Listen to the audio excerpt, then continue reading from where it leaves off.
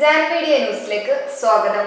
ആരോഗ്യരംഗത്ത് സമഗ്ര പദ്ധതികൾ നടപ്പിലാക്കുമെന്ന് തിരൂർ നഗരസഭാ ചെയർപേഴ്സൺ കീഴടത്തിൽ ഇബ്രാഹിം ഹാജി പറഞ്ഞു. തിരൂർ സിറ്റി ഹോസ്പിറ്റൽ നൽകിയ സ്വീകരണത്തിന് മറുപടി പറഞ്ഞ് സംസാരിക്കുകയായിരുന്നു അദ്ദേഹം. നഗരസഭാ പരിധിയിൽ പ്രതിരോധ കുത്തിവയ്പ്പുകളിൽ കൈവരിക്കുന്നതിനുള്ള ന്യൂനതാ പദ്ധതികൾ ആവിഷ്കരിക്കുമെന്ന് അദ്ദേഹം പറഞ്ഞു. മാനേജിംഗ് ഡയറക്ടർ കൂടാത്ത് മുഹമ്മദ് കുട്ടി ഹാജി അധ്യക്ഷത വഹിച്ചു. മാനേജിംഗ് പാർട്ണർ ചാട്ടുമുക്കിൽ ഉമ്മർ ഉപഹാര സമർപ്പണം നടത്തി. KN Muthukoyathangal, PSM Kunheedu Haji, PP Abdurahman, KPO Rahmathulla, Mujeeb Thanalur, doctor P Muhammed Jasim, doctor Yusuf Nasar, doctor Fayis Muhammed, Basheer Puthanveettil, TPM Muhsin Babu, KK Razak Haji, Abdul Khader Kainikkara, Parayil Fasalu, Hameed Kainikkara, P Jayalakshmi, TP Subramanian എന്നിവർ സംസാരിച്ചു.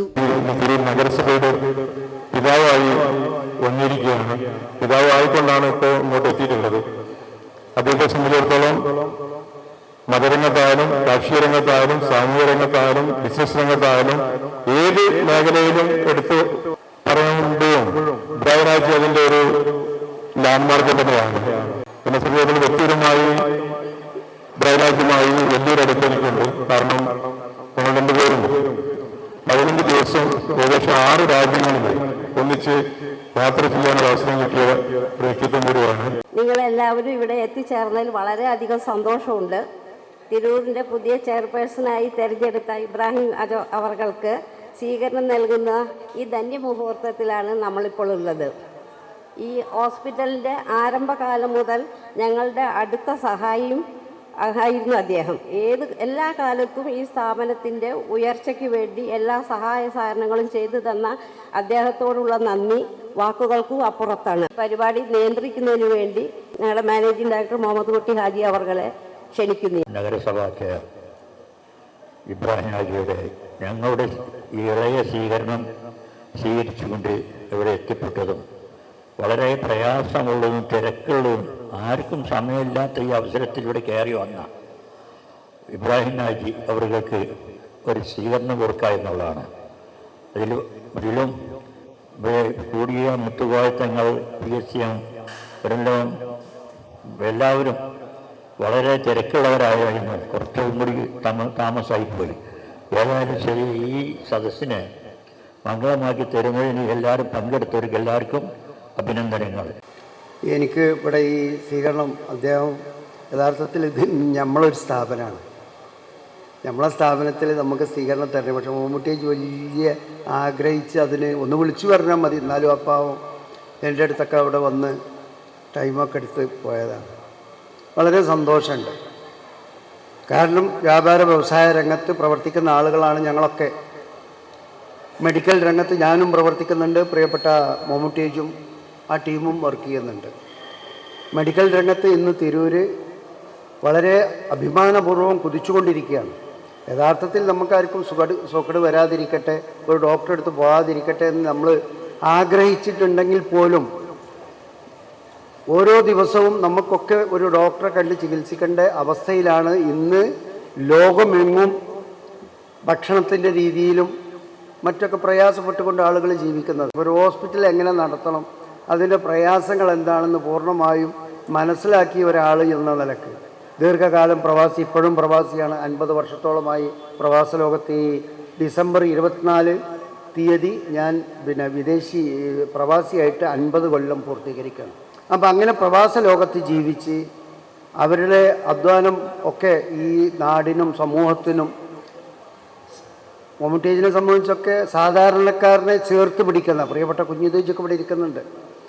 ഇവരൊക്കെ ഒരു ടീം വർക്കാണ്. സാധാരണക്കാരെ ചേർത്ത് പിടിച്ച് അപ്പോൾ അവർക്ക് ഒരു ചികിത്സാ സംവിധാനം നൽകുക എന്നുള്ളത് വളരെ അവർക്ക് ലളിതമായ രീതിയിൽ ഒരു ചികിത്സാ സംവിധാനം നൽകുക, അങ്ങനെ ഒരു ഉദ്ദേശ ലക്ഷ്യത്തോടു കൂടിയാണ് ഈ സ്ഥാപനം മുന്നോട്ട് കൊണ്ടുപോകുന്നത്. ഈ തിരൂരിൻ്റെ നഗരപിതാവ് ആകുക എന്നുള്ളത് ആയ സമയത്തും അല്ലെങ്കിൽ ആകുന്ന മുന്നേ ഏറെ സന്തോഷമാണ്. പക്ഷേ ഞാൻ മൂപ്പരപ്പോൾ ഒരു 2-3 ദിവസം മുന്നേ മുനിസിപ്പാലിറ്റി പോയിട്ട് കാണാൻ 1.5 മണിക്കൂർ കാത്തുനിന്നിട്ടാണ് എനിക്ക് കാണാൻ പറ്റിയത്. കാരണം നിങ്ങൾക്കറിയാം, ഒരു നഗരപിതാവിൻ്റെ പ്രത്യേകിച്ചിട്ട് ചാർജ് എടുത്ത സമയത്തുള്ള ധാരാളം ആളുകളുടെ സന്ദർശനം മറ്റും അപ്പോൾ ഞാൻ അങ്ങനെ ചിന്തിച്ചു, ബ്രഹ്മചര്യ കാത്തിരുന്ന് കാണേണ്ട അവസ്ഥയ്ക്ക് എത്തി എന്നുള്ളത്. എന്നാൽ പോലും തിരൂരെന്ന ഏറെ കുട്ടികൾ, തിരൂരെന്ന് പറഞ്ഞ പ്രത്യേകിച്ച് പറഞ്ഞാൽ മലപ്പുറം ജില്ലയിലെ പൗരാണികമായ ഒരു നഗരമാണ്.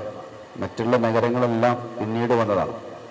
തിരൂർ മലപ്പുറം ജില്ലയിലെ അല്ലെങ്കിൽ മലബാർ ജില്ലയിൽ തന്നെ, അന്ന് മലബാർ മദ്രാസ് സ്റ്റേറ്റിൻ്റെ കീഴിലുള്ള മലബാർ എന്ന ജില്ലയിലെ ഏറ്റവും പൗരാണികമായ പഴയ കാലത്തുണ്ടായിരുന്ന ഒരു സിറ്റിയാണ്.